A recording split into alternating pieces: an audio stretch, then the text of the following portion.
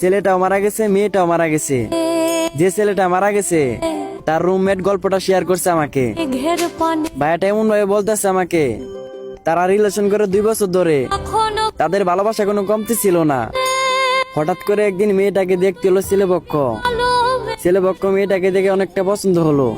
মেয়েটা যে ছেলের সাথে রিলেশন করতো সেই ছেলেকে সবকিছু জানালো, আমাকে এভাবে দেখতে আইছিল। তারপরে ছেলেটা বলতেছে, তুমি তোমার মা বাবাকে জানাও আমাদের ভালোবাসাটা।